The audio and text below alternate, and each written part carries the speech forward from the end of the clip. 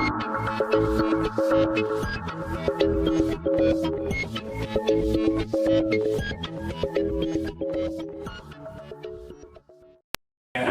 ही अच्छा विषय है। दलित महिलाओं का यह सदन अपनी लैंगिक पहचान को जातीय पहचान के ऊपर वरीयता देगा। ठीक है, तो जो पक्ष है, पक्ष का काम यह है कि भाई हम अपनी जातीय पहचान को छोड़ेंगे, लैंगिक पहचान को जाएंगे, और विपक्ष का काम यह है कि हम लैंगिक पहचान तो रखेंगे लेकिन हम जातीय पहचान को नहीं छोड़ेंगे। ठीक है, समस्या पता है आपको क्या हो गई है? समस्या ये हो गई कि विपक्ष यहाँ अगर कह रहा है कि वो आर्थिक पहचान की तरफ लेकर उस डिबेट को लेके जाने की कोशिश कर रहा है। ठीक है, तो पक्ष के लिए ये आसान हो गया। उन्होंने कहा हाँ ठीक है, आर्थिक रूप से भी हमारे साथ भेदभाव होता रहा है तो हम उसको मानते ही हैं, लेकिन महिला होने के कारण हमारे साथ ज्यादा भेदभाव हो रहा है। ठीक है, इसलिए हमें जो है लैंगिक पहचान की तरफ लड़ना चाहिए, ना कि जातीय पहचान को ऊपर रखना चाहिए। ठीक है, समस्या दोनों टीम्स की तरफ से। इन्फॉर्मेशन ठीक है, अभी फर्स्ट ईयर में है तो तैयारी करेंगे तो और अच्छे से बोलेंगे। जैसे अभी अगर हम देखें तो जो नेता पक्ष हैं वो जब बोल रही थी, जैसे उन्होंने बोला लड़ाई मुश्किल हो गई है, तो कैसे मुश्किल होगी वो स्टेप डाउन करने होते हैं, हमें स्टेप टू स्टेप बताना होता है या एक दो एग्जांपल देने होते हैं। ठीक है, और वरीयता देंगे तो मैंने यहाँ लिखा है कि क्यों देंगे, तो वो आपकी उप नेता ने आकर और ज्यादा उसको जो है एलोबरेट किया कि हम वरीयता क्यों देंगे। ठीक है, और नेता विपक्ष की तरफ से बहुत ऐसी स्पीच आ रही थी सामने कि जैसे हम किसी कन्वेंशनल डिबेट में हो और आप उस तरीके से बोल रहे हैं कि नहीं हमने लड़ाई लड़ी है और ये समस्याएं दूर कर दी हैं, ये हमें अभी करना है। लेकिन बात यह है कि आपने कहा कि लैंगिक समानता की ओर हम अग्रसर हो रहे हैं। ठीक है, तो आपको एग्जांपल भी देना चाहिए था। और प्लस में क्योंकि आपका भार यह है कि हमारी जो जातीय पहचान है वो कैसे हमारे लिए शोषणकारी है, या फिर जातीय पहचान के आधार पर हम कैसे संगठित होते हैं, कैसे अगर हम जातीय पहचान को बनाकर रखते हैं तो हमारे लिए फायदेमंद होगा, क्योंकि हम वरीयता देने की बात है। ये कह रहे हैं कि हम लैंगिक पहचान को वरीयता देंगे। आपको ये कहना था कि लैंगिक पहचान को वरीयता देने से नहीं मिल जाएगा, क्योंकि हमारी जो जातीय पहचान है वो ज्यादा प्रमुखता से सामने आती है। मान लीजिए कि अगर आपको काउंटर इनका ऐसे करना था कि अगर हम लैंगिक पहचान को ही दे देंगे, तो ये बताइए कि जो वुमेन रिजर्वेशन बिल है उसमें एससी वुमेन, एसटी वुमेन और ओबीसी वुमेन्स को क्या रिप्रेजेंटेशन, क्योंकि जो जिस आर्थिक रूप से संपन्नता की आप बात कर रहे हैं, आर्थिक मजबूती की बात कर रहे हैं ना, इकोनॉमिकली स्ट्रांगनेस की बात कर रहे हैं, वो तो हाई कास्ट की वुमेन्स के पास ज्यादा है। अगर हम जेंडर के ऊपर रिजर्वेशन के लिए जाएंगे तो वो जो इकोनॉमिकली बैकग्राउंड जिनका स्ट्रांग है वो सारे रिजर्वेशन को लेकर जाएंगे। लेकिन जब हम कास्ट रिजर्वेशन को रखेंगे तो उसमें ये होगा कि वुमेन, अगर एसटी वुमेन के लिए 15 सीट्स रिजर्व हैं तो वो एसटी वुमेन्स को ही जाएंगी। समझ में आ रहा है?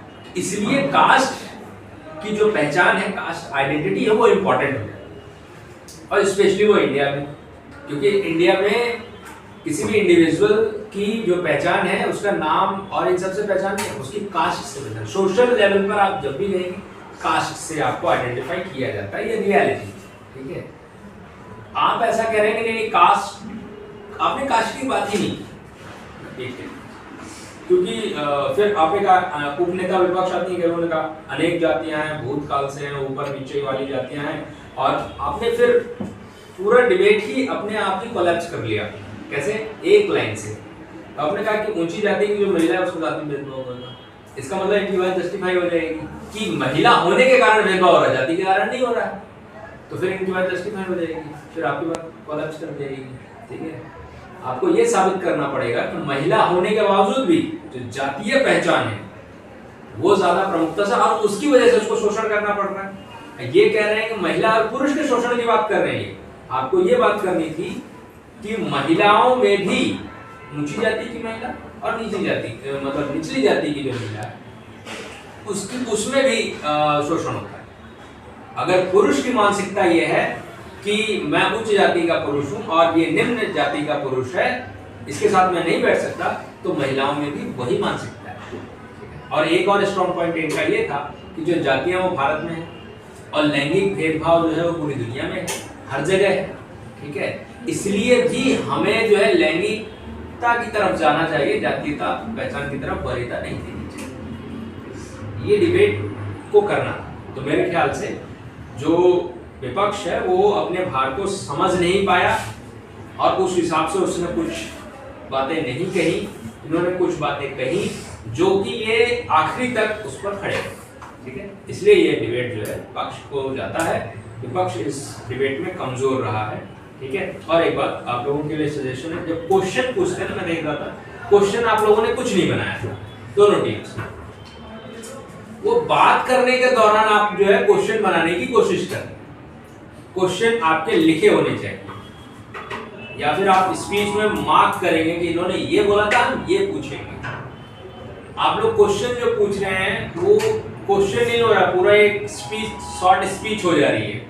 एक मिनट 30 सेकंड आप लोग बोलते ही जा रहे हैं, एक तरफ से पक्ष के इधर से बोल रहे हैं, वो बोल रहे हैं, सामने वाले को समझ में नहीं आ रहा कि पूछना क्या चाह रहे हैं, क्योंकि आपका क्वेश्चन नहीं था वो एक तरीके से आप उसको बैकग्राउंड दे रहे हैं कि बताइए कि ये बैकग्राउंड है, इस सिनेरियो में से आप क्या समझ रहे हैं। क्वेश्चन पॉइंट होना चाहिए, है ना, एट द पॉइंट होना चाहिए कि हमने ये कहा था, आप ऐसा मानती हैं या नहीं मानती, या आप इस पर क्या बोल रहे हैं, ठीक है। जैसे सीधा सा आपको बोलना चाहिए था, एक दो क्वेश्चन प्रेसिडेंशियल पोस्ट की बात की तो मैं उसकी कॉन्टेक्स्ट में देना चाह रही हूं, आपको कॉन्टेक्स्ट नहीं देना, ठीक है, हमें सिर्फ क्वेश्चन देना, ठीक है। जैसे उन्होंने बोला कि आप बताइए कि आप क्या समझते हैं, तो ऐसा टीम्स करती है कि हम वो खुद रिप्लाई करने लग जाती है। क्वेश्चन आंसर में हमें क्वेश्चन पूछना है, हमें आंसर नहीं देना। जैसे उन्होंने प्रेसिडेंशियल का बोला, तो आपको बोलना चाहिए कि आप ये बताइए कि कितनी महिलाएं राष्ट्रपति बनी, ये बताइए बस। उच्च पदों पर कितनी महिलाएं बनी, प्रेसिडेंट की बात छोड़ दीजिए, ठीक है। सिर्फ ऐसे सीधा सटीक क्वेश्चन पूछना।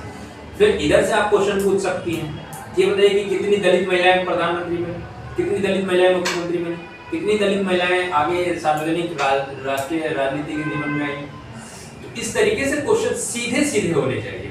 आपको ये पूछना चाहिए था कि जिस लैंगिक भेदभाव की आप बात कर रही हैं, ये बताइए कि लैंगिक भेदभाव में क्या जातीय भेदभाव है या नहीं, क्या महिलाओं में भी ऊंची जाति की महिला और दलित महिला है या नहीं। हम दलित महिलाओं के सभा में बैठे हैं, इसका मतलब महिलाओं में भी भेद है, और वो भी जाति के आधार पर। तो जो पहचान होनी चाहिए वो जाति के आधार पर होना चाहिए या नहीं। सीधा क्वेश्चन, ठीक है, ऐसे सीधे सीधे क्वेश्चन पूछेंगे। और जो आप आर्थिक वाला बात कर रहे थे, आर्थिक बिंदु वो तब आप लेकर आते कि ये बताइए कि ऊंची जाति महिला के पास ज्यादा आर्थिक संसाधन है या नहीं, और जो दलित जाति की महिला उसके पास आर्थिक संसाधनों की कमी है या नहीं। तब आपका जो आर्थिक जिस तत्व को आप लेकर चल रहे थे वो ज्यादा मजबूत हमारा, तब आप महिलाओं में भी अंतर करके दिखाते, जाति के आधार पे, फिर आर्थिकी के आधार पे, इकोनॉमिक लेवल पर भी, तब आप उसको आसानी से बता पाओ, ठीक है। कोई नहीं, और सीखेंगे तो आ जाएगा। कोई सवाल हो तो पूछ।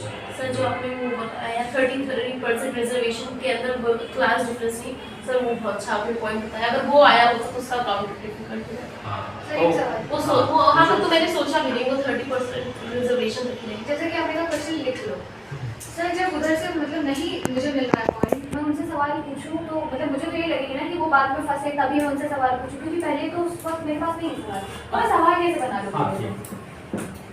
जैसे सवाल कैसे बना ले, उन्होंने कुछ नहीं बोला। हाँ। ऐसी टीम्स बहुत सारी होती हैं, जब उन्होंने कुछ नहीं बोला तो हम कैसे उनसे सवाल पूछें, करेक्ट। तो सवाल पूछने का मतलब ये थोड़ी है कि हम सिर्फ अपोजिशन को घेरने के लिए सवाल पूछेंगे। सवाल इसलिए पूछते हैं कि हम अपनी स्पीच को और मजबूत कर सकें। जैसे कोई पॉइंट हम नहीं बोल पाए स्पीच में क्योंकि टाइम खत्म हो गया, ठीक है, उस पॉइंट को हमने रख लिया, उस पॉइंट को हम बोलना चाहते थे। अब हमें ऐसा क्वेश्चन फ्रेम करना होगा उस पॉइंट से रिलेटेड, ताकि हम इनसे वो क्वेश्चन पूछें और वो पॉइंट हमारा एस्टैब्लिश हो जाए, ठीक है। हम उनसे क्वेश्चन पूछेंगे, वो रिप्लाई नहीं कर पाएंगे, तो हम क्वेश्चन पूछते समय अपने उस पॉइंट को रख देंगे। समझ में आ रहा है? हाँ, और जैसा है कि इसमें मतलब इन्होंने काफी देर तक समझाया अपने प्रश्न को, उसके बाद क्यों कहती हैं आप प्रश्न दोहराइए। करेक्ट, तो वो तो कहेंगी ना, क्योंकि आपने इतना लंबा समय ले लिया, उनको समझ में नहीं आया कि क्वेश्चन क्या कह रहे हैं। क्योंकि क्वेश्चन होना चाहिए एक लाइन का 2 लाइन, पैराग्राफ नहीं होना चाहिए, फिर तो कॉम्प्रहेंसिव रीडिंग हो जाएगी, है ना, ये होना चाहिए। तो छोटे क्वेश्चन अगर उन्होंने अच्छा नहीं किया या किसी भी टीम ने अच्छा नहीं किया, हम हमारे जो पॉइंट है हम उससे रिलेटेड क्वेश्चन पूछेंगे और उसी को क्वेश्चन बनाकर पूछेंगे ताकि वो जवाब दें, क्योंकि हमें पता नहीं कि हमारा पॉइंट हमारी तरफ है। तो जब हम अपने पॉइंट को क्वेश्चन बना के रख देंगे तो वो देखते हैं क्या रिप्लाई देते हैं। समझना, ये दोनों टीमों के लिए, ठीक है। तो क्वेश्चन बनाएंगे और सोचने समझने की कोशिश करेंगे। ठीक है, और कुछ? जैसे एक दो आर्गुमेंट्स उनके डीएलओ के स्पीच में रहे थे, तो क्या क्वेश्चन आंसर में से उठाना जरूरी है क्या उसे वो तो विपक्ष के लिए, अगर वो नया पॉइंट लेकर आ रहे हैं तो उनको अगर नंबर चाहिए तो वो क्वेश्चन आंसर में पूछेंगे। जैसे डीएलओ की अगर स्पीच में आ जाए तो क्या हमें उसे काटने की जरूरत पड़ेगी क्वेश्चन आंसर? अगर आपको ऐसा लगता है कि हम उसे काट सकते हैं और अच्छे से काट सकते हैं तो आप काटिए। अगर मान लीजिए नहीं काटा तो वो मार्क होगा नया पॉइंट एच की शीट में? डीएलओ ने अगर नया पॉइंट लेकर आए हैं उस पॉइंट को तब तक मार्क नहीं किया जाएगा जब तक वो क्वेश्चन आंसर में डिस्कस नहीं होगा। और ये जिम्मेदारी खास तौर पर अगर वो नया पॉइंट लेकर आए हैं तो इसका मतलब वो नंबर चाहते हैं, तो ये रिस्पॉन्सिबिलिटी वो उनकी है कि वो अगर नंबर चाहते हैं तो उसको डिस्कस करेंगे। आपको अगर लगता है कि उन्होंने नया पॉइंट देकर हमको और चांस दे दिया है उनको और काउंटर करने का, तो हम लेंगे, नहीं तो नहीं लेंगे, कोई दिक्कत नहीं। हर्ष कुछ ऐड करना? हाँ भैया, बस दो चीजें। सबसे पहला कि आप इंग्लिश डिबेट्स करते हैं आई गेस, क्योंकि वो झलक रहा था आपके बात की शरीर से, आप इंग्लिश डिबेट्स करते हैं। देखिए जो मेजर डिफरेंस रहता है इंग्लिश डिबेट्स और हिंदी डिबेट्स के अंदर, कि इंग्लिश डिबेट्स के अंदर आप प्रिंसिपल आर्गुमेंटेशन करते हैं कि पीएम ने कुछ बोला तो एज एन एलॉ अपने प्रिंसिपल आर्गुमेंटेशन देते हैं। लेकिन जब आप हिंदी वाद विवाद करते हैं तो आपको प्रधानमंत्री के तर्कों को काटना बहुत ज़्यादा जरूरी है। आपने डिबेट के अंदर क्या किया, वो डेफिनेशंस दिए गए, आपने उनको काटे बजाय अपने प्रिंसिपल आर्गुमेंटेशन दिया।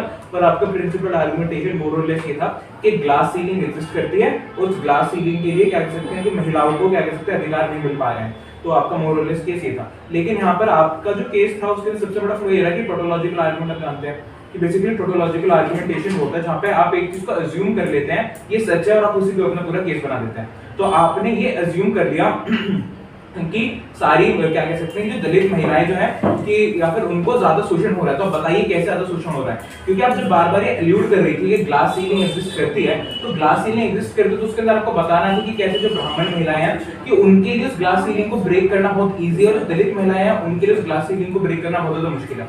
तो ये चीज अगर आप करते हो तो आपके केस के लिए ज्यादा अच्छा रहता, क्योंकि जो बार बार आप उनसे क्वेश्चन पूछ रहे थे कि क्या सोशल एंड इकोनॉमिकल जो क्या कह सकते हैं एस्पेक्ट है वो लिंक्ड है या नहीं है, तो आप उसको और अच्छे तरीके से फ्रेम करते हैं तो आपके केस के लिए अच्छा रहता। जिस पर आप बोल देते कि इकोनॉमिकल डिफरेंसेस एग्जिस्ट करते हैं और इकोनॉमिकल डिफरेंसेस एग्जिस्ट करने की वजह से जो है जो दलित महिलाएं हैं वो ग्लास सीलिंग को ब्रेक नहीं कर पा रही हैं, तो आपका आर्गुमेंट और अच्छा हो जाता है उस चीज से। और दूसरा मेरा डीएलओ के लिए एक चीज है कि देखिए आप अगर आपको लग रहा है कि आपके पास कोई आर्गुमेंट नहीं है तो आप मतलब बीच में रुक सकते हैं, कोई दिक्कत नहीं, आप फ्रेश है।